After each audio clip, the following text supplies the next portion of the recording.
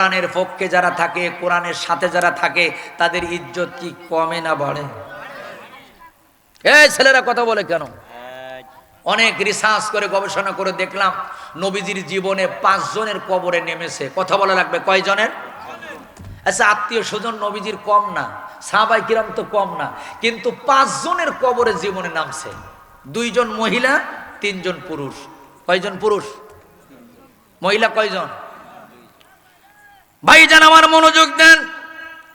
2 জন মহিলার ভিতরে একজন মহিলার নাম হলো হযরতে ফাতেমা বিনতে আসাদ, নবীজির আপন চাচী, হযরতে আলী রাদিয়াল্লাহু তাআলা আনহুর আম্মা। বিশ্বনবী দাদা আব্দুল মুত্তালিব চলে গেল, 8 বছর বয়সে চাচা আবু তালিবের কাছে চলে গেছে। ওই দিন থেকে চাচী মায়ের মতো করে ভালোবাসা দিয়ে ছেলেটারে আগলাই রাখছে। বর্ণনার মধ্যে দেখলাম নিজের ছেলেরা খায় কিনা এটা আগে দেখে না, আগে দেখে আখিরি জামানার নবী বিশ্ব নবীর পেটটা খোদা কিনা। এই চাচী যেদিন দুনিয়ার জমিন ছেড়ে চলে গেছে, বিশ্ব নবী ডেকে বলে, সাহাবীরা রে, আমার গায়ের জামা দিয়ে আমার চাচির কাফনটা বানায় দাও। নবীজি বলে, কবরটা আমি নিজে হাতে খুঁড়বো। নবীজি কবরটা নিজে হাতে খুললেন। খোঁড়ার পরে নবীজি কয়েকটা গোড়াগড়িও দিলেন। কবরের মধ্যে দাঁড়ায় বলেন, আল্লাহ আমার মারে তুমি মাফ করে দাও। একজন সাহাবী বলে, ইয়া রাসূলুল্লাহ, আপনি কেন নিজের জামা দিয়া কাফন বানায় দিলেন?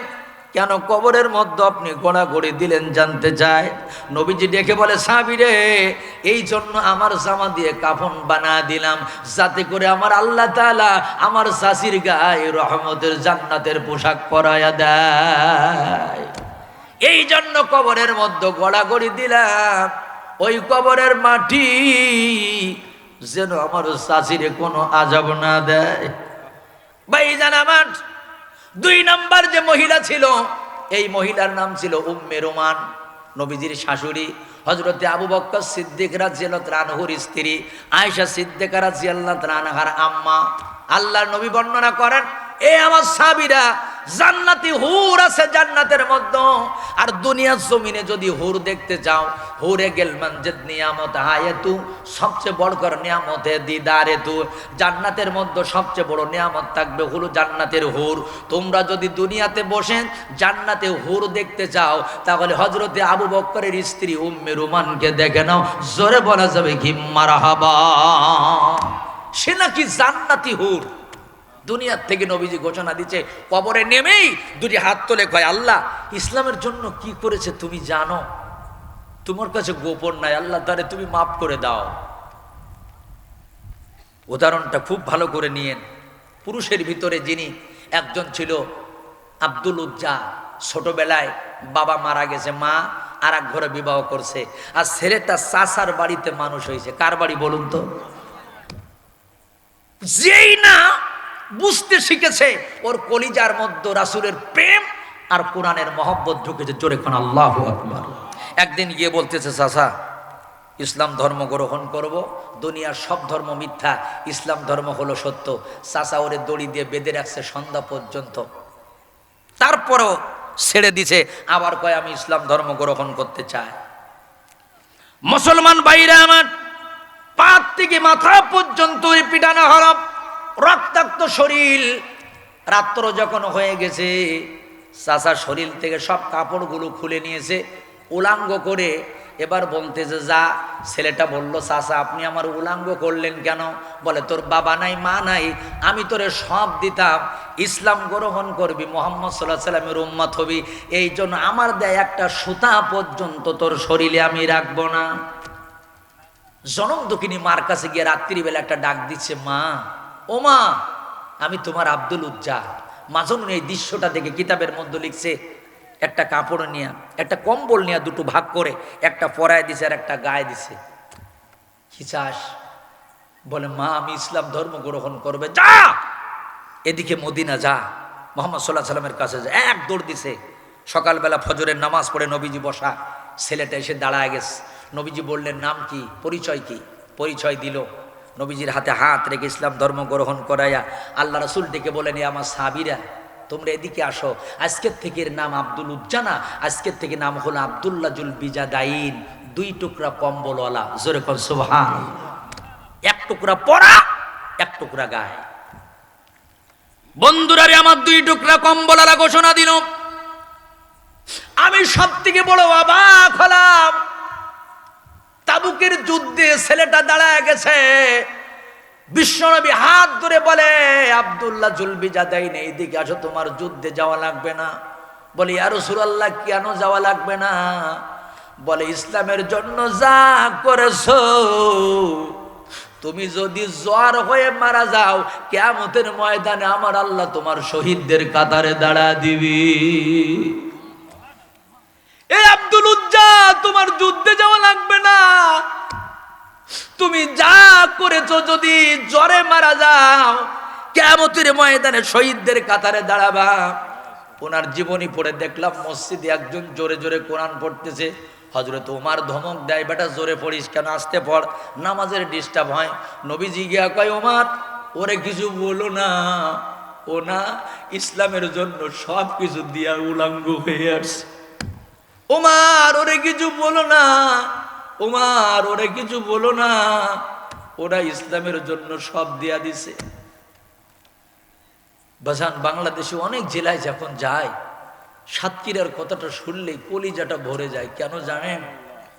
এই সাতক্ষীরা জেলায় কত মায়ের সন্তান, কিছু মুনাফেকের বাচ্চারা রাত্রি 3 লক্ষ টাকার পালঙ্গে ঘুমাইতো, আর ওই মুনাফেকের আমার বন্ধুগণ ষড়যন্ত্রের কবল থেকে বাঁচার জন্য ওই সন্তানটা রাত্রি কিছু খাইয়া লোকের বারান্দায় ওই রাত্রি কবরস্থানে গিয়া ঘুমাইতো। কথা বলুন ঠিক কিনা?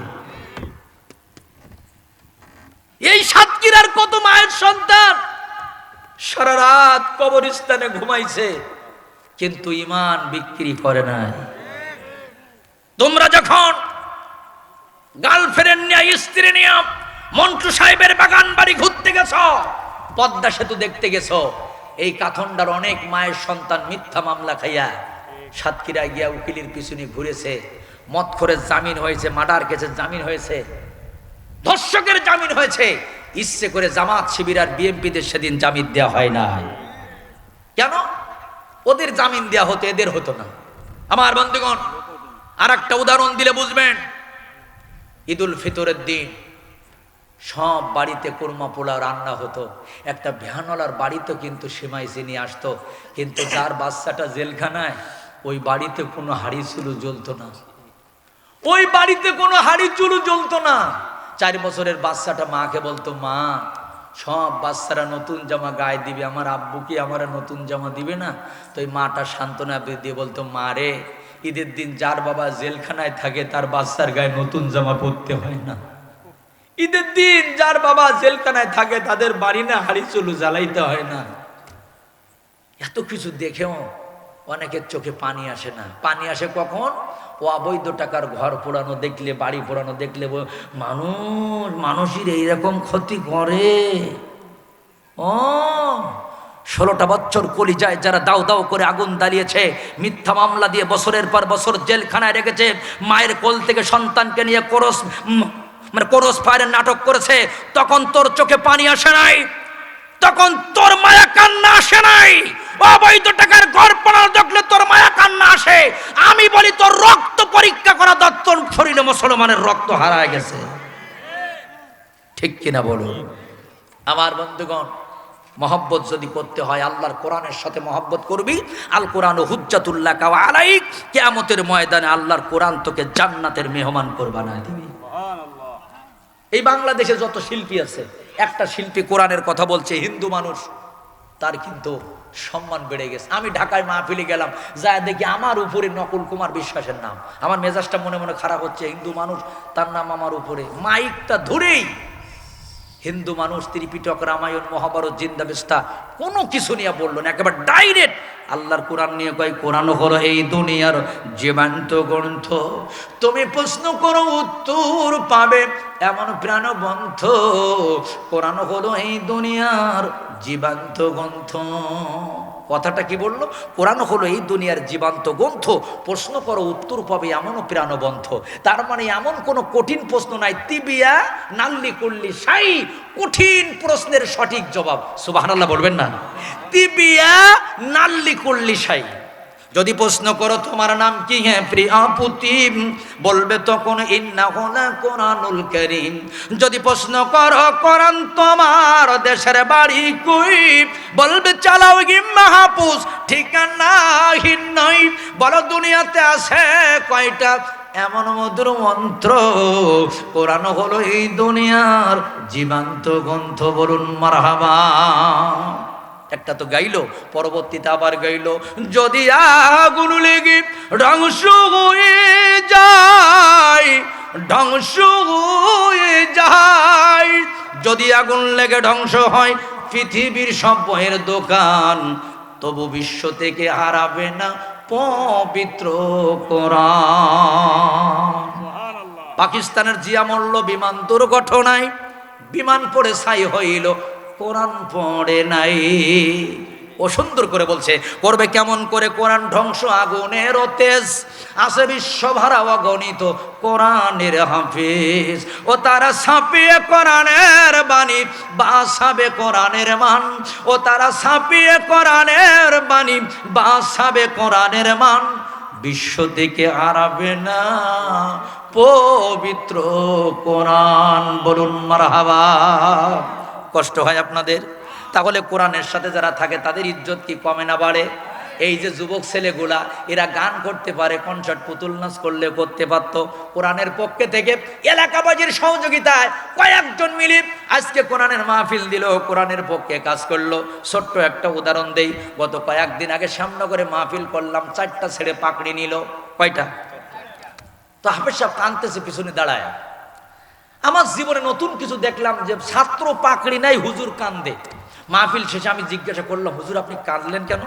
ছেলেরা পাকড়ি নিচ্ছে, আপনার তো আনন্দ করার কথা। হুজুর বলতে, ভাইজান আমি কেন কাঁদতেছি জানেন?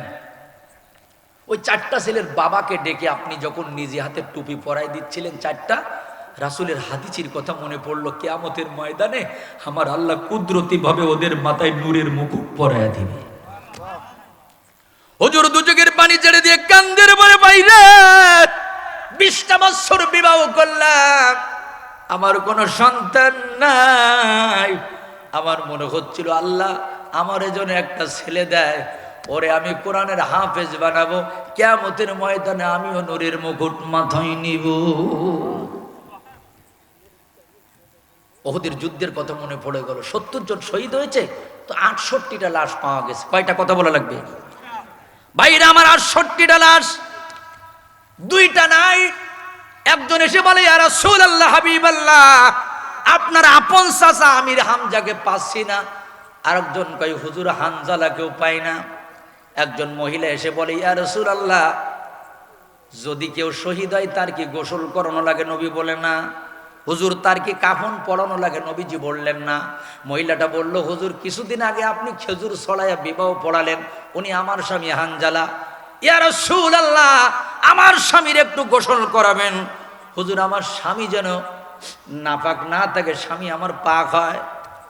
সাথে সাথে জিবরাইল এসে বলতেছে, হুজুর হানজালার গোসল দেওয়া লাগবে না, লক্ষ লক্ষ ফেরেশতারা তিতু আসমানে নিয়ে আমরা জমজমার পানি দিয়ে গোসল করাই দিয়েছি। নবীজি কয়, সাহাবীরা হানজালার মাথার দিকে তাকায় দেখো, চুল দিয়া টপ টপ করে পানি পড়তেছে। ভাই জানেন আরে আমার হযরতে আমির হামজাকে আনা হলো, বিশ্ব নবীর আপন চাচা জড়ায় ধরলেন। পেটটা নরম, পেটের ভিতরে নাড়ি ভুড়ি নাই, কলিজা নাই। নবীজি কাঁদলেন। একজন কয়, হুজুর ওরা কলিজা বের করে নাচানাচি করেছে, কলিজা নিয়ে দাঁত দিয়ে চাবাইছে আপনার আপন চাচার। ছোট বাচ্চাদের মতো কান্দে, কারণ বাবাকে কোনোদিন দেখে নাই। জানাজা পড়তে পড়তে 70 বার পড়েছে। কতবার বলুন? 70 বার জানাজা হয়ে গেছে। জিবরাইল এসে বলতেছে, হুজুর আর পড়বেন না, এবার রাখেন, 71 বার আর পড়তে হবে না। আপনার চাচার নাম আমি জিবরাইল আসাদুল্লাহ বলে জান্নাতের গায়ে লিখে দিয়ে আসছি। সম্মানের মালিককে। আল্লামা সাইদির ইন্তেকালের সময় যারা ইন্না লিল্লাহ পড়লো 103 জনের চাকরি কেড়ে নেওয়া হলো। আমি নিজেই একটা পুলিশের পাও ধরতে গিয়েছিলাম, স্যার একটু জানাজা পড়তে যাব। বন্দুকের নলটা ঠিক এই জায়গায় ধরে বলেছিল বাড়িতে যা। আমাদেরকেও অপমান অপদস্থ করা হয়েছিল সেদিন। আল্লামা সাইদির জানাজায় যেতে দেওয়া হয় নাই, কিন্তু বসেছিল 3 জন ব্যক্তির গায়েবানা জানাজা হয়েছে বাইতুল্লাহ। তার ভিতরে একজন হলো বাংলাদেশের কিংবদন্তি আল্লামা বিশ্ববরেণ্য কোরআনের পাখি আল্লামা সাইদি। জোরে বলুন আল্লাহু আকবার। গায়েবানা জানাজায় বাইতুল্লাহ হয়েছে। দেখা তো হবে না আর এই জীবনে, দেখা হবে জান্নাতে ফুল বাগানে। এই আশা কবুল করো আল্লাহ, তুমি শহীদ হয়েছ তুমি এটাই জানি। জোরে বলুন মারহাবা। আপনাদের কষ্ট হচ্ছে? আচ্ছা, আপনার পিছন থেকে কিছু লোক চলে যান, তাহলে আপনারা বেঁচে যাবেন, আমিও বেঁচে যাব। এবার বসে থাকলে তো রাত 1টা বেজে গেছে, আরজ করা যাবে না। 3 নম্বর দরজার নাম মনে আছে? সাঈর। নামটা বলুন কি? শোনেন, সাবজেক্ট নিয়ে ওয়াজ করতে গেলে আগে উঠানো লাগে। রাত 11:30টার সময় দিলে একটা সাবজেক্টে কথা বলা যায় না, উল্টো পাল্টা সেখান থেকে বলা যায়। 3 নম্বর দরজার নাম কি? সাঈর। কোথায় পাবেন? কোরআনুল কারীমের। আমার ভাইরা, এই কথাটা সুন্দর করে মনে রাখেন হুজুর, আমরা কোথায় পাবো? 1 নম্বর দরজার নাম হলো জাহান্নাম, 2 নম্বর দরজার নাম হলো লাজা, 3 নম্বরটার নাম হোতামা। 4 নম্বর সাইর, 3 নম্বর হোতামা। কোথায় পাবেন? কোরআনুল কারীমের 104 নম্বর সূরা। জোরে বলেন কত নম্বর সূরা? 104 নম্বর সূরা। সূরাটার নাম হলো সূরাতুল লুমাজা। হোমাজা, ওয়াইলুল লিকুল্লি হোমাজাতিল লুমাজা আল্লাযী জামা মালাহু ওয়া আদ্দাদা। আল্লাহ পাক বলে, যারা সামনে নিন্দা করে পিছনে গীবাত করে। আল্লাযী জামা মালাহু ওয়া আদ্দাদা, যারা সম্পদ জমা করে আর বারবার গণনা করে, এই ব্যাংকে 1 লাখ, ওই ব্যাংকে 5 লাখ। ইয়াহসাবু আন্না মালাহু আখলাদা, আর মনে করে আমার সম্পদ আমার চিরজীবন বাঁচায় রাখবে। বন্ধুরে আমার, অবাক হয়ে গেলাম। কোন বাবা, আপনারা বলেন তো, আমি আপনাদের কাছে বলি, যে সন্তানটা বাবার ভাত বন্ধ করেছে, ওই বাবা, আপনি যদি একটা হোটেলে খান, 5 মিনিট পরে মেসিয়ার এসে বলবে টাকা দেন, বের হয়ে যান, আর এক দল বসবে। কিন্তু যে সন্তানটা তার বাবার ভাত বন্ধ করেছে, 18টা বছর বাবার হোটেলে ওই সন্তানটা খাইছে, জীবনে কোনোদিন বাবাকে 1টা টাকা ওর কাছে চাইছিল? এসএসসি পরীক্ষা শেষ হয়ে গেছে নাই? চলছে। আমাদের খুলনা মেডিকেল কলেজে আমার এখনো মনে পড়ে, ছেলেটা আলটিমেটাম দিয়েছে শেষের দিন, ফর্ম ফিল আপের শেষ, যদি টাকা না দাও পরীক্ষা দেব না। রিক্সা চালক বাবা 1 ঘন্টার মধ্যে 2200 টাকা এনে দিছে, হাতে একটা ক্যানালা, টেপ মারা। কিরে, ওই বাবাটা মেডিকেল কলেজে গিয়া 2 ব্যাগ রক্ত বিক্রি করেছে বাচ্চার জন্য। 2 ব্যাগ রক্ত বিক্রি করে ছেলের জন্য ফর্ম ফিল আপের টাকা দিছে। তার নাম বাবা। পুলিশে যখন ধরতে আসছে, এলাকার লোক সবাই চলে গেছে, কেউ পাশে নাই। বুড়া বাবাটা গিয়া বলতেছে, স্যার ওকে ছেড়ে দেন, আমার বাচ্চাটার না, ওর 2টা বাচ্চা আছে, আমারে নিয়ে যান, আমার বাচ্চাটারে নিয়েন না। একজন চেয়ারম্যান বলল, ভাইরে 30টা বিচার পড়লাম, 30টা বিচার 1 মাসে, 17টা বিচার হলো সন্তান বাবা মারে ভাত দেয় না। 1 মুঠো ভাতের জন্য মা চেয়ারম্যানের কাছে বিচার চায়। সেই দেশে ভূমিকম্প হবে না তো কি হবে? সেজন্য আমি যদি বলি, মুরব্বী এত তাপ জীবনে দেখেছেন, বলবে না। এত ঠান্ডা কি দেখেছেন, বলে না। শোনেন, দোয়া করে সব তাড়ানো যায়, কিন্তু মা বাবার চোখের পানিতে কোনো জমিন যদি ভিজে যায়, ওই জমিন থেকে আর গজব বিদায় করা যায় না। কত মা চোখের পানিতে এই বাংলা জমিন ভিজতেছে। এই যে কিছুদিন আগে খুলনাতে 500 টাকার জন্য মাকে পিটাইয়া এক ছেলে মেরেছে, আপনারা অনেকেই দেখছেন। মায়ের 1 দূর দুধের দাম, কাঠিয়া গায়ের চাম, পাপুজ বানাইলে হরিণের সাথ হবে না, এমন দরদি ভাবে কেউ হবে না আমার মা গো। আল্লাহ কি কয়? আল্লাহ জি জামা মালা আদাদা, সম্পদ জমা করে বারবার গণনা করে।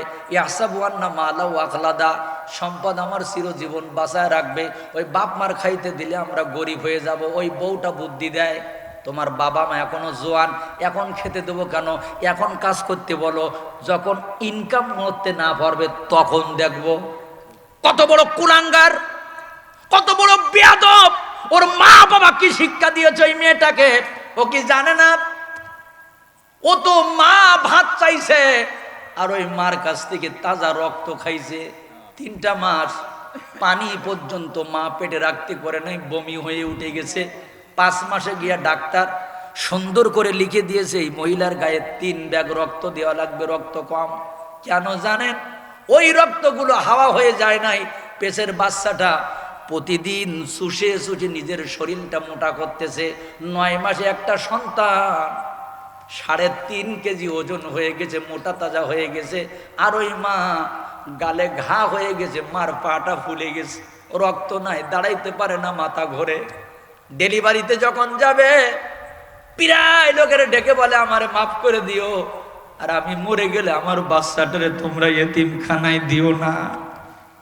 মুসলমান ভাইরা আমার, এই সন্তান মার ভাত যখন বন্ধ করে দেয়, ইনকাম বাবা করবে বৃদ্ধ বয়সে, কারণ ওর টাকা পয়সা কমে যাবে, গরিব হয়ে যাবে, বারবার জমা করে। ইয়াসাবু আন্না মালা আখলাদা, চিন্তা ভাবনা করে আমার সম্পদ আমারে বাঁচায় রাখবে। ও দোস্ত, আমি বলি গোটা দুনিয়ায় যদি দুর্ভিক্ষ দেখা দেয়, যে সন্তানের হাড়িতে মা বাবার ভাত রান্না হয়, ওই হাড়িতে আল্লাহ পাকের পক্ষ থেকে কোনোদিন গজব আসবে না। কারণ মায়ের ক্যান্দন জাবুর জীবন, 2-4 মাস বোনের কান্দন রে, ঘরের পরিবারের কান্দন কয়েকদিন পর থাকে না। দুঃখের দরদি মা, জনম দুঃখিনী মা, গর্ভধারিণী আমার জনম দুঃখী মা। যে কবি এই কথাটা লিখছিল আমি তার সেলুট জানাই। কি সুন্দর করে বলছে, 10 মাস ও 10 দিন মায়ে এই গর্ভে দিছে ঠাই, রক্ত মাংস খাইয়া আমরা হইলাম ভবে ভাই, ভূমিষ্ঠ হইয়া আমরা উঠিলাম কান্দিয়া, শান্ত করিল মায়ে বুকের দুধ দিয়া। মায়ের প্রসাবের কালে ওরে বুক মাসে মার চোখের জলে রে, ওই সন্তানেরই লইয়া কোলে ভুলে পোষাব যন্ত্রণা। দুঃখের দরদি মা, জনম দুঃখিনী মা, গর্ভধারিণী আমার জনম দুঃখী মা। কথা বলুন ঠিক কিনা? আর তোমার আপন মায়ের জন্য মায়া কান্না হয় না? ওরে আল্লাহ, জান্নাতি মার জন্য আমার মা আবার শর্ট করে ঢুকে পড়বে, এরকম আছে না অনেক সন্তান? আমি ওই সন্তানদেরকে বলতে চাই, শোনো, যে মা লক্ষ লক্ষ সন্তানদের বিপদের মুখে ফেলে, মৃত্যুর মুখে ফেলে পালিয়ে চলে যেতে পারে, এ মা কোনোদিন দয়াময় মা হতে পারে না, এ হলো ডাইনি মা। যে মা ওই ভারতের ভূখণ্ডে মুসলমানদের পরে অত্যাচার, জুলুম, নির্যাতন হচ্ছে, মুসলমানদের মা বোনদের শরীর থেকে পোশাক খুলে নেওয়া হচ্ছে, মসজিদ মাদ্রাসা বুলডোজার দিয়ে গুঁড়ো গুঁড়ো করা হচ্ছে, গরুর গোশত খাওয়ার অপরাধের রিমান্ডে দেওয়া হচ্ছে, মুসলমানের সন্তান কোনোদিন তার সাথে প্রেম করে ওই ভারতের বুকে থাকতে পারে না। আমার বন্ধুগণ, সুতরাং সাইদ শরীফ উসমান হাদিদের উত্তরসূরি, খালিদ বিন ওয়ালিদের উত্তরসূরি, প্রাণ প্রিয় আমার যুবক ভাইরা, পর্দার অন্তর আড়ালে অবস্থানরতা, পর্দা নাসিনা ধার্মিকা, গৃহকর্মে ব্যস্ত থাকা স্নেহময়ী মমতাময়ী মা এবং ভগ্নীরা, ঠিক আছে, আসুন আলোচনার শুরুতেই সে মহান মালিকের দরবারে আমরা প্রশংসা করি যে আল্লাহ রাব্বুল আলামিন অত্যন্ত দয়া করে, মায়া করে, মেহেরবানি করে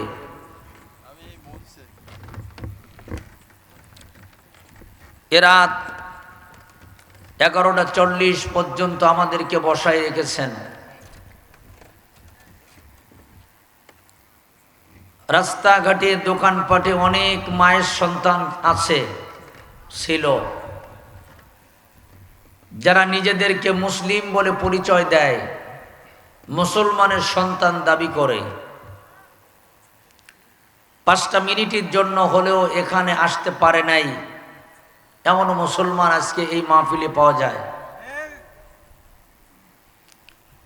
আমি একটি কথা প্রায় বলে থাকি, পুলিশের পোশাক পরলে যেমন পুলিশ হওয়া যায় না, উকিলের পোশাক পরলে উকিলাতি করা যায় না, ডাক্তারের পোশাক পরলেই ট্রিটমেন্ট করা যায় না, বাড়ির পাশে কয়েক ঘন্টার জন্য জান্নাতের বাগান তৈরি হবে, আল্লাহর কসম সব মায়ের সন্তানের কপালে এই ভালো জায়গা কিন্তু জোটে না।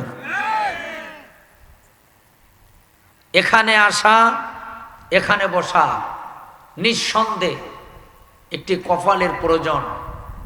প্রথমে আসমানে কবুল হতে হবে, তা না হলে ওই রাস্তার থেকে নেমে এই ময়দান পর্যন্ত বসতে পারবে না।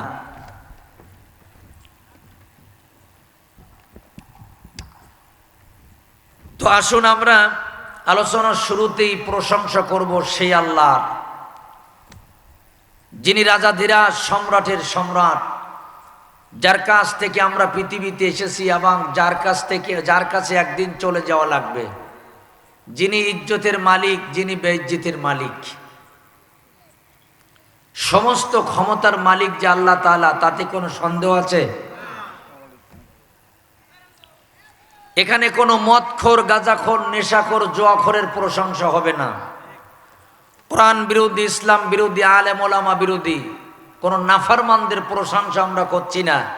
আল্লাহর বান্দা এখন আল্লাহর জমিনে বসে আল্লাহর প্রশংসা করবে। আচ্ছা বলুন, এই আওয়াজ কি আস্তে হবে না জোরে হবে? যারা বলেছেন জোরে হবে, যার গলায় যতটুকুন আওয়াজ আছে আপনার আওয়াজের ভলিউম সর্বোচ্চ বাড়ায় দেবেন। আমরা এই রাত্রিতে আল্লাহর কুদরতি ক্যামেরায় 2টি হাত বন্দি করব। সবাই একটু হাত 2খানা উঁচু করুন। এবার সকলে চিল্লায় বলছি আলহামদুলিল্লাহ। আর একবার বলেন আল্লাহু আকবার। এবার বলুন রব্বানা লাকাল হামদ হামদান কাসীরান তয়্যিবান মুবারাকান ফীহি। আল্লাহর প্রশংসার পরে দুরূদ আর সালাম পেশ করছি নবী পাকের জন্য, যার নামের পরে একবার দুরূদ পড়লে 10টা সগীরা গুনাহ মাফ হয়, 10টা রহমতের দরজা খুলে যায়। যার নামের পরে একবার দুরূদ পড়লে আল্লাহ তার ইজ্জতের স্থানকে আরো বুলন্দ করে দেয়। তিনি আর কেহ না, তিনি হলেন আপনার আমার নবী, বিশ্ব নবী জনাবে মুহাম্মদুর রাসূলুল্লাহ সাল্লাল্লাহু আলাইহি ওয়াসাল্লাম। ভাইরা আমার, স্বাধীন চিন্তা চেতনা নিয়ে উন্মুক্ত পরিবেশে আমি আসাদুজ্জামান সুদূর খুলনা থেকে আপনাদের এই এলাকায় এসে এই রাত 12টার দিকে কোরআনুল কারীম থেকে একটি সূরার 2টা আয়াতে কারিমা অংশ আমি তেলাওয়াত করেছি এবং নিয়াত করেছি বাস্তবতার আলোকে, কোরআন হাদিসের নিরীক্ষে বর্তমান সময়ে যে আলোচনা আমাদের অতীব জরুরি, আল্লাহ পাক যেন এমন কিছু কথা আমার জবান থেকে সর্বপ্রথম আমার এবং সকলের হেদায়েতের জন্য কবুল করে নেন। সকলে বলুন আমিন। তবে আলোচনার শুরুতেই আমি একটি কথা বলি। 5ই আগস্টের পরে বাংলাদেশের বিভিন্ন সেক্টরে সংস্কার চলতেছে। মীরমুগ্ধ শহীদ আবু সাইদদের একটাই দাবি ছিল, উই ওয়ান্ট জাস্টিস, আমরা ন্যায় বিচার চাই। কারোর পরে জুলুম হবে না, অত্যাচার হবে না, অনিয়ম হবে না। এজন্য তারা জীবন দিয়েছে একটি কারণে, ন্যায় বিচার। তো তো সংস্কার যখন সব জায়গায় চলতেছে, আমার মনে হয় এই মাহফিলের জগৎটাও কিছু সংস্কার আনা দরকার। এক নম্বর সংস্কার হলো, বাংলাদেশে মাহফিলের নামে যে জাতীয় বক্তাগুলা মোবাইল ধরলেই ৮০,০০০, ৯০,০০০, ১,০০,০০০ টাকা, সব টাকা পেমেন্ট ছাড়া বক্তা স্টেজে উঠবে না, হেলিকপ্টার লাগবে, বিমান লাগবে, এই জাতীয় ব্যবসাদার বক্তাদের সমাজ থেকে বয়কট করা দরকার।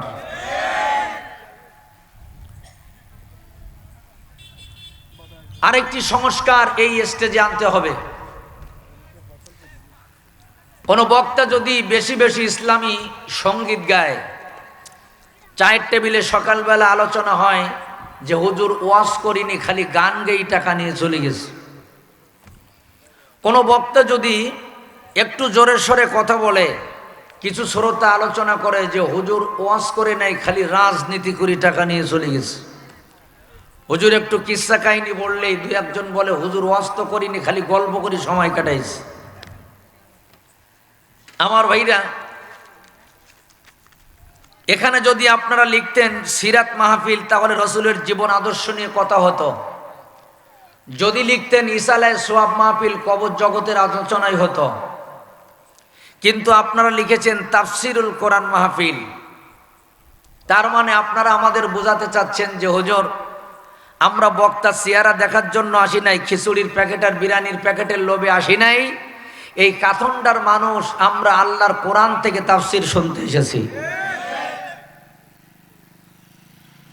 তাহলে কোরআন থেকে যদি আলোচনা হয়, কারোর কি কোনো আপত্তি থাকবে? চায়ের টেবিলে আর আলোচনা করা যাবে? তারপরেও যদি কালকে কেউ এই কথা বলে যে আসাদুজ্জামান ওয়াজ করেছে কোরআন থেকে হয় নাই, তাহলে আমি বলবো ভাই, তোর রক্তটা তাড়াতাড়ি পরীক্ষা করে দেখ। কারণ তোর শরীরে আমার মনে হয় মুসলমানের কোনো রক্ত নাই, তোর শরীরে ডোনাল্ড ট্রাম্প, নেতানিয়াহু আর নরেন্দ্র মোদির রক্ত তোর শরীরে ঢুকে গেছে।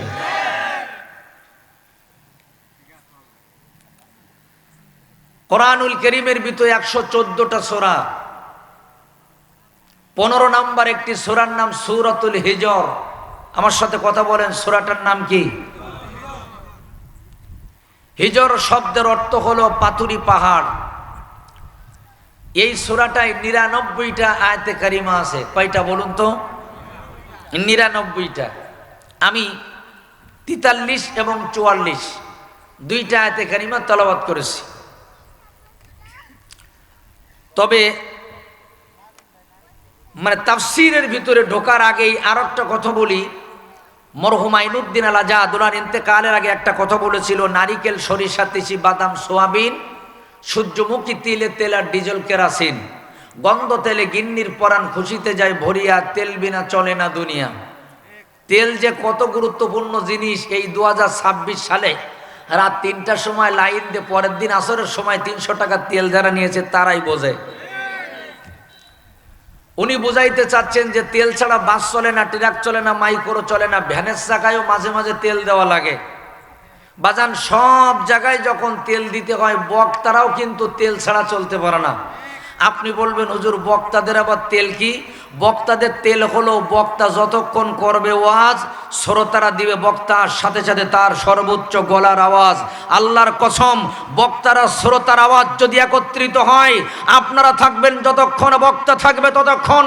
বক্তারা শ্রোতার আওয়াজ যদি একত্রিত হয়, বাংলার জমিন থেকে কনসার্ট বিদায় নিবে, বাংলার জমিন থেকে পুতুল নাচ বিদায় নিবে, বাংলার জমিন থেকে যাত্রা বলা বিদায় নিবে। 16টা বছর চেষ্টা করে যারা তাফসীর বন্ধ করতে পারে নাই, বক্তা শ্রোতার আওয়াজ যখন একত্রিত হবে, আল্লাহর কসম, এই জমিনে, আল্লাহর জমিনে কোরআনের তাফসীর বন্ধ সাহস করে বাবার বেটা পাবে। কিন্তু বক্তা একা একা ওয়াজ করবে রাত 12টার সময়, আর আপনারা যদি বসে থাকেন, কথা না বলেন, এটা যেন কেমন কবর জিয়ারাত মনে হবে। আজকের এই মাহফিলের ম্যান অফ দি ম্যাচ হলো আমার ভাই কেসমত। বলবেন কেন? কারণ ভাই যখন ওয়াজ করেছেন তখন শ্রোতা 3 জন। কয়জন? শ্রোতা হলো 3 জন। সেই 3 জন শ্রোতার থেকে এত শ্রোতা। আমার বন্ধুগণ, যারা ওয়াজ করে শ্রোতাবিহীন, ওই সময় বোঝা যায় যে বক্তা কাকে বলে, কয় প্রকার ও কি কি। তো আসুন, সূরাটার নাম সূরাতুল হিজর, আয়াত নাম্বার 43 এবং মনে নেই 44। আল্লাহ রাব্বুল আলামিন দিকে বললেন, ওয়া ইন্না জাহান্নামা লামাউইদুহুম আজমাইন। ভাই স্পিকার আর একটু আওয়াজ দেন এখানে। আল্লাহ পাক বলতেছেন, নিশ্চয় জাহান্নামটা হলো সকলের প্রতিশ্রুতির একটি জায়গা। আপনারা বলবেন, হুজুর প্রতিশ্রুতির জায়গা মানে? নির্দিষ্ট সময় দিয়া, পাসপোর্ট দিয়া, ভিসা দিয়া আল্লাহ পাক আমাদেরকে দুনিয়াতে পাঠাইয়া সবাইকে একটা মেসেজ দিলেন, বান্দা এ দুনিয়াতে গিয়া তোমরা আল্লাহর গোলামি করবা, আল্লাহর দাসত্ব করবা, আল্লাহর ইবাদত করবা। তোমাদের জন্য একটি জায়গা আমি তৈরি করে রেখেছি, জায়গাটার নাম হবে জান্নাত। ওয়ালাকুম ফিহা মা তাশতাহি আনফুসুকুম ওয়ালাকুম ফিহা মা তাদউন। এই জান্নাতের ভিতরে তোমরা যা চাবে তাই পাবে। যেরকম সুবহানাল্লাহ। পক্ষান্তরে দুনিয়াতে গিয়া আল্লাহর গোলামি করবা না, আল্লাহর দাসত্ব করবা না, শয়তানের দাসত্ব করবা, ইহুদিদের দালালি করবা, নাস্তিকদের দালালি করবা, বেঈমানদের দালালি করবা। তোমার জন্য জান্নাতের পরিবর্তে আর একটা জায়গা রেখেছি। বলুন তো ওই জায়গাটার নাম কি? সবাই জানে ওই জায়গাটার নাম হলো জাহান্নাম। এজন্য আল্লাহ পাক বললেন, ওয়া ইন্না জাহান্নামা লামাউইদুহুম আজমাইন। নিশ্চয়ই এই জাহান্নামটা সকলের প্রতিশ্রুতির জায়গা। তবে জাহান্নাম হলো একটা। আল্লাহ পাক বললেন, লাহা সাবাতু আবওয়াব। এই জাহান্নামের দরজা হবে 7টা। কে বলেছেন? আমরা এতদিন জানতাম জাহান্নাম হলো 7টা। না, তাফসীরের কিতাবে আসছে জাহান্নাম মূলত একটা। লাহা সাবাতু আবওয়াব, দরজা হবে 7টা। আরেকবার বলেন, দরজা কয়টা? 7টা। ভাইজানেরা আমার, কে কোন দরজা দিয়া যাবে? জাহান্নামের ঘোষণা হলো, মন চাইলেই আপনি 3 নাম্বার দরজা দিয়ে ঢুকতে পারবেন না, মন চাইলেই আপনি 1 নাম্বার দরজা দিয়ে ঢুকতে পারবেন না, মন চাইলে আপনি 5 নাম্বার দরজা দিয়ে ঢুকতে পারবেন না। আল্লাহ পাক ডেকে বললেন, লিকুল্লি বাবিম মিনহুম জুজউম মাকসুম। এক একটা দরজা এক এক শ্রেণীর মানুষের জন্য নির্ধারণ করা থাকবে। এই দুনিয়াতে যার কর্ম যেমন, এই ঠিক সেই রকম এক একটা দরজা আমি আল্লাহ তার জন্য তৈরি করে রেখেছি। আমার বন্ধুগণ, যারা ওয়াজ বুঝতেছেন, জাহান্নাম মূলত একটা, দরজা কয়টা? 7টা। লাহা সাবাতু আবওয়াব। আল্লাহ পাক বলেন, আমি 7খানা দরজা বানায় রাখছি। ওয়াজ বুঝতে গেলে 7টা দরজার নাম আগে মুখস্থ রাখেন। প্রথম দরজার নাম হলো জাহান্নাম, দ্বিতীয় নাম্বার দরজার নাম হলো লাওয়াব, তৃতীয় নাম্বার দরজার নাম হলো হুতামা, চতুর্থ নাম্বার দরজার নাম হলো সাঈর, পঞ্চম নাম্বার দরজার নাম হলো সাকার, ষষ্ঠ নাম্বার দরজার নাম হলো জাহিম, আর সপ্তম নাম্বার দরজার নাম হলো হাবিয়া। কটা হলো? 7টা। এবার কে কোন দরজা দিয়ে যাবেন? যারা বুদ্ধিমান তারা বলতে পারবে। আচ্ছা বলুন তো, 3 নাম্বার দরজা দিয়ে কারা কারা যাবেন? একটু হাত দেখান। না, ওয়াজ আসলে বুঝতেছে, রাত হলেও ধ্যান আছে। এক মাহফিলে গেলাম, অর্ধেক শ্রোতা হাত উঁচু করে বসে আছে, 3 নাম্বার দরজা দিয়ে যাবে। আমি চিন্তা করলাম, আল্লাহ, এরা কি প্রস্তুতি আগের থেকে নিচ্ছে, যেটা 3য় নাম্বার দরজা, নামটা কি বললাম? সাঈর, সেখান দিয়া যাবে। আমার বন্ধুগণ আসুন, নাম দিয়েছেন তাফসীর মাহফিল। শুধু আলোচনাটা বাস্তব জীবনে মিলাবেন। আমি যখন তাফসীরে যাব, কে কোন দরজা দিয়া যাবেন, যেতে হবে বাধ্যতামূলক। 1000 বছর আগে আমার আল্লাহ তাআলা কোরআনুল কারীমের মধ্যে আমাদেরকে ঘোষণা দিয়েছেন, বান্দা তুমি চাইলেও যাবা, না চাইলেও তোমার যাওয়া লাগবে। প্রথম দরজা কোরআনুল কারীমের 9 নাম্বার সূরা, সূরাটার নাম সূরাতুত তাওবা, আয়াত নাম্বার হলো 68। কত নাম্বার? 68 নাম্বার আয়াতে প্রথম উদ্বোধন হবে কাদের দিয়া? প্রথম দরজা দিয়া। আপনারা কেউ কারো দিক তাকাবেন না যদি মিলে যায়।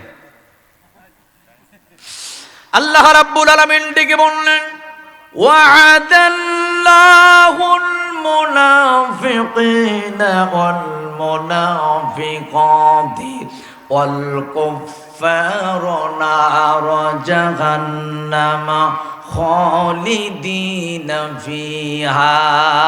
জোরে কোন আল্লাহু আকবার। আল্লাহ রাব্বুল আলামিন বলেন, আমি ওয়াদা দিলাম, প্রতিশ্রুতি দিলাম, প্রথম দরজা দিয়ে কারা যাবে? মুনাফিকিনা, মুনাফিক পুরুষ, ওয়াল মুনাফিকাতি, মুনাফিক নারী, ওয়াল কুফার, আর হলো কাফের। এই সমাজের মুনাফিক পুরুষ যারা, মুনাফিক নারী যারা, 1 নম্বর জাহান্নামের দরজার মেহমান হবে তারা। 1-2 দিন না, 3 দিন না, 1 মাস 2 মাস না, নার জাহান্নাম খালিদিনা ফিহা, ওরা চিরকাল সেখানে অবস্থান করবে। আমার ভাইরা, তাহলে 1 নম্বর আমরা দরজার মেহমান পাইলাম মুনাফিক পুরুষ আর মুনাফিক।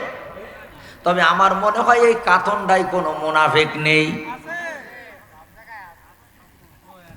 এখন আমি যদি বলি কেউ মেনে নিবে না, ভাইজান যদি বলে কেউ মেনে নিবে না, আমার ভাই কেসমন যদি বলে কেউ মেনে নিবে না। আচ্ছা, কোরআন যদি বলে, কোরআন যদি তার পরিচয় দেয়, তাহলে মেনে নিতে আর আপত্তি আছে? 14টা পরিচয় আছে মুনাফিকের কোরআনে। আমি সব দেব না, মাত্র 2টো পরিচয় দিচ্ছি, দেখেন তো কারো মেলে কিনা এলাকায়। প্রথম নাম্বার একটি পরিচয় হলো কোরআনুল কারীমের 4 নম্বর সূরা, সূরাটার নাম হলো সূরাতুন নিসা, আয়াত নাম্বার হলো 143। কত নাম্বার? 143 নাম্বার আয়াতে কারিমায় প্রথম একটি পরিচয়। আল্লাহ রাব্বুল আলামিন ডেকে বললেন, মুযাবযাবিনা বাইনা যালিকা লা ইলাহা ইল্লা ওয়ালা ইলাহা ওয়ালা। 1 নাম্বার হলো এরা দুদুল্যমান অবস্থায় ঝুলান্ত থাকবে, এদিকেও না ওদিকেও না, একেবারে মাঝ বরাবর দুদুল্যমান অবস্থায় এরা ঝুলান্ত। একটা উদাহরণ দিলে ভালো চিনতে পারবেন। এখানে যারা আছেন বিভিন্ন দলের লোক, কেউ আওয়ামী লীগ করে, কেউ বিএমপি করে, কেউ জামাত ইসলামী করে, কেউ এনসিবি, কেউ সরমনা, কেউ 18 দল 14 দল 20 দল। আমার ভাইরা, তবে মুনাফিকের কোনো দল থাকে না, যখন যে দল ক্ষমতায় যায় ওই দলে ডিগবাজি মারে। কথা কি বুঝেছেন? নির্বাচনের আগে ওরা একটু ডাকবেন না, ভাই শরীর ভালো না, আমার বাড়িওয়ালার সমস্যা, ব্যবসা বাণিজ্য ভালো না। ও কোন রকম ডাইনেও না বামেও না, এদিকেও না ওদিকেও না, একেবারে মাঝ বরাবর দাঁড়ায় থাকবে। এবার যেই দেখবেন কোনো এক দল ক্ষমতায় দিয়েছে, ঘপাত করে ডিগবাজি দিয়ে ময়দানে নেমে তোমার ভয় আমার ভয়, উল্লুক ভয় ভাল্লুক ভয়। ওরে একদিন বললাম, ভাই তোর আগে দেখতাম ওই দলের মিছিল করতিস, এখন আবার এই দলের সামনে থাকিস। আস্তে করে কয়, হুজুর জীবন বাঁচানোর জন্য কত কিছু করা লাগে। আপনারা বলেন, নিজের মুসলিম দাবি করার কারণে কখনো তার জবানে একটা হক কথা বলে নাই, কোরআন হাদিসের পক্ষে কখনো থাকে নাই, কোরআনের মাহফিলের নাম শুনলে মুখটা হনুমানের মতো কালো হয়ে গেছে, ইসলামী আন্দোলনের কথা বললে সেখান থেকে চলে গেছে। এই জাতীয় মানুষ যদি নিজের ইমানদার বলে দাবি করে, আমার বন্ধুগণ, আমার বলা লাগবে না, এই এলাকার মানুষ আপনারাই চিনেন যে এই জাতীয় কারা এই এলাকায় আছে। চেনেন না আপনারা? আমার বন্ধুগণ, মুনাফিক, আচ্ছা বলুন তো মুনাফিক শব্দের অর্থ কি? মাশাআল্লাহ, একজন বলেছেন মনের মধ্যে ফাঁক। হ্যাঁ, মুনাফিক কথাটা সুন্দর, তবে তাফসীরের কিতাবে আমি মুনাফিকের অনেক অর্থ দেখলাম। একটি অর্থ হলো ইঁদুরের গর্ত। আমার সাথে বলুন, মুনাফিক শব্দের একটা অর্থ কি? ইঁদুরের গর্ত। ইঁদুর দেখবেন অনেকগুলো গর্ত করে মাঝখানে বসে থাকে, একটাতে পানি দিবেন আর একটাতে পুরুত করে দৌড় মারবে, এটাতে পানি দিবেন ওটাতে দৌড়, এটাতে পানি দিবেন ওটাতে দৌড়। কেন? ইঁদুর পালানোর রাস্তাকে ক্লিয়ার করে রাখে, কারণ ও জানে আমি যে অপরাধ করেছি একটাও ভালো জিনিস না। ধান খাওয়া অপরাধও জানে, চাউল খাওয়া অপরাধও জানে, বই কাটা অপরাধও জানে, জেনে শুনে অপরাধ করে। এই জন্য ও কিন্তু পালানোর রাস্তা ক্লিয়ার করে রাখে। আমার ভাইরা, 5ই আগস্টের আগে যারা জেনে শুনে অপরাধ করে নাই, হয়তো ভুল করে করেছে, তার ফিরে আসার সম্মান হলো। আল্লাহ পাক বলেন ফাউলাইকা ইউবাদদিলুল্লাহু সাইয়্যাতিহিম হাসানাত, যদি কেউ তওবা করে আমার কাছে ফিরে আসে, তার জীবনের গুনাহগুলোকে আমি আল্লাহ নেকি বানায় দেই। জোরে কোন সুবহানাল্লাহ। কিন্তু যারা জেনে শুনে অপরাধ করত, এরা কিন্তু মাঝে মাঝে বিমানের টিকিট কেটে রাখত। ওরা জানে যে অপরাধ, যে অত্যাচার, জুলুম, নির্যাতন করেছি, কখনো যদি উল্টা পাল্টা হয়, জনগণ আমারে পাইলে বেলেট দিয়ে নাড়া করবে না, নাড়া হয়তো জুতো দিয়ে হইতে পারে। কথা বলা ঠিক কেনা? এজন্য কিংবদন্তি আল্লামা বিশ্ববরেণ্য কোরআনের পাখি আল্লামা সাঈদী একটা কথা বলে রেখেছিল, অত্যাচার, নির্যাতন, জুলুম এগুলো বন্ধ করো, তা না হলে সময় একদিন আসতে পারে, এমন একটা সময় হতে পারে পালানোর জন্য এই দড়ির গর্ত খুঁজে পাবা না।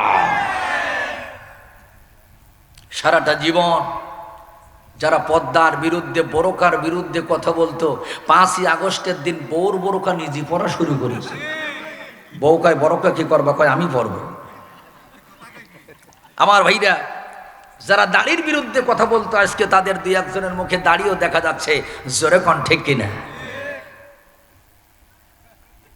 বাংলাদেশে কত বক্তা, কত তাফসীর কারক, সকলের তাফসীর শুনবেন আর আল্লামা সাঈদীর তাফসীর শুনবেন, মনে হবে ভিন্ন কিছু। কারণ ওয়াজে যে এত বাস্তবতা, এই মানুষটার ওয়াজ না শুনলে বোঝা যায় না। 13 বছর আগের, 15 বছর আগের ওয়াজ মনে হয় না পুরনো, মনে হয় যেন গতকালকে একটা তাজা তাজা মেসেজ আল্লামা সাঈদী দিয়ে গেছে। ওনার একটি কথা এরকম ছিল, আমাদেরকে মৌলবাদী বলো না। মৌলবাদী মানে মূলবাদী, তোমরা হলে আগাবাদী, তোমরা থাকো আগায়, আমরা থাকি গোড়ায়।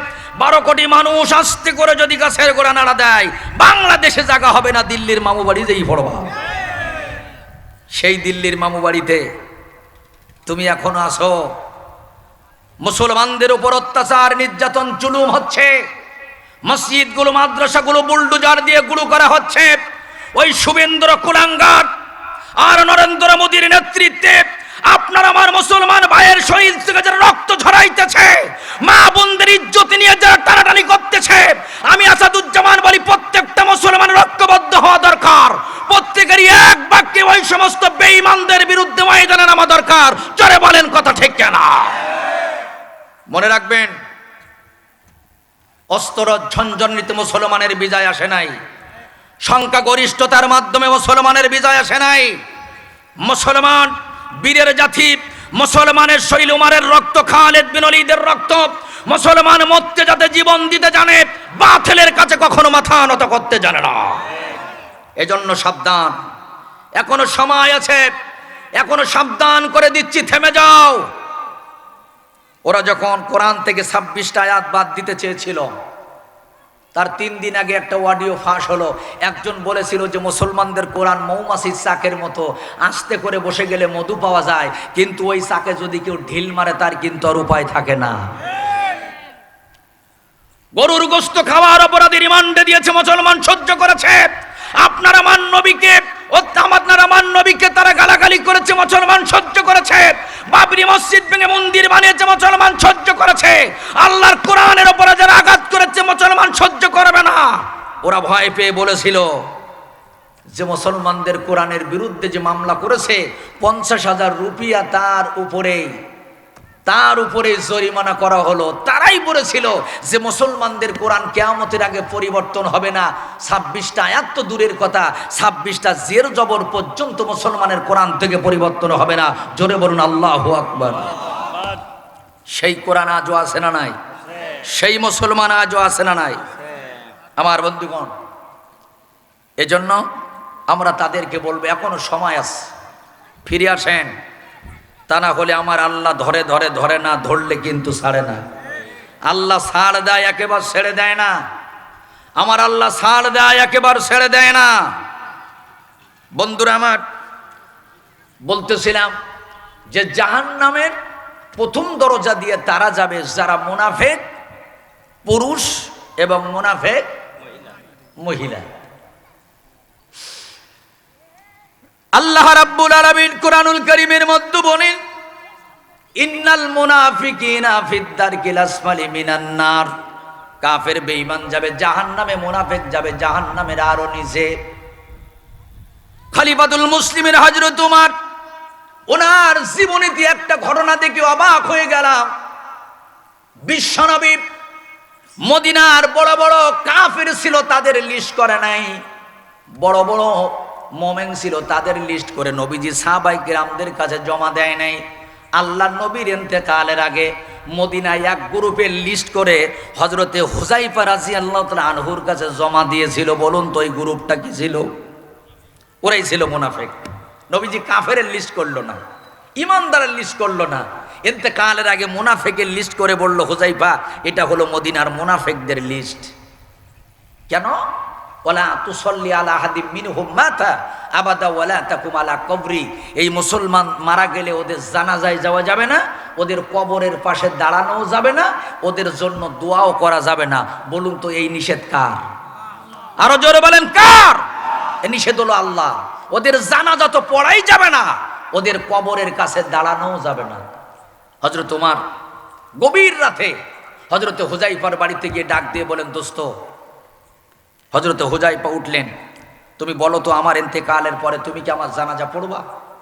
হযরত হুযায়ফা অবাক হয়ে গেলেন যে এই রাত্রিবেলা এমন প্রশ্ন কেন, যে আমি তোমার জানাজা পড়বো কিনা রাত্রিবেলা বলা লাগবে? হযরত ওমর বললেন, আমি শুধু একটা কথা জানতে চাচ্ছি যে আমার ইন্তেকালের পরে তুমি আমার জানাজা পড়বা কিনা সেটা বলো। হযরত হুযায়ফা বললেন, অবশ্যই পড়বো, তোমার জানাজা পড়বো না কেন? হযরত ওমর মুস্কি হাসি দিয়ে বললেন, তাহলে বোঝা গেল তোমার মুনাফিকের লিস্টের ভিতরে আমার কোনো নাম নাই। জোরে কোন আল্লাহু আকবার। কারণ নবীজি যখন তোমার কাছে মুনাফিকের লিস্ট দিয়ে গেছে, নিঃসন্দেহে এই মুনাফিকের লিস্টের ভিতরে যার নাম আছে, তুমি হুযায়ফা তার জানাজায় যাবা না। আমার মুসলমান ভাইরা, একটা কাফের যাবে জাহান্নামে, আর মুসলিম নামদারি মুনাফিক গুলা এরা যাবে জাহান্নামের নিম্ন স্তরে। এজন্য এদের চেনা যায় না মুযাবযাবিনা বাইনা জালিক। এরা দুধুল্যমান অবস্থায় ঝুলান্ত থাকে, এরা ডান দিকে না বাম দিকে না। একজন কবি এদের সম্পর্কে বলেছিল সুন্দর করে, এরা যখন যেমন তখন তেমন, ঘরে কিশোরে গায়ে গান। এরা মসজিদে যায় মন্দিরেও যায়, পুতুল নাচে যায় মাহফিলেও যায়, আসে না এমন মুসলমান। আছে কি না? এদের সব জায়গাতে আপনি পাবেন। ভাই জানেন, আর আমার মুনাফিকের আর একটা পরিচয় হলো, খুব ভালো করে নেন।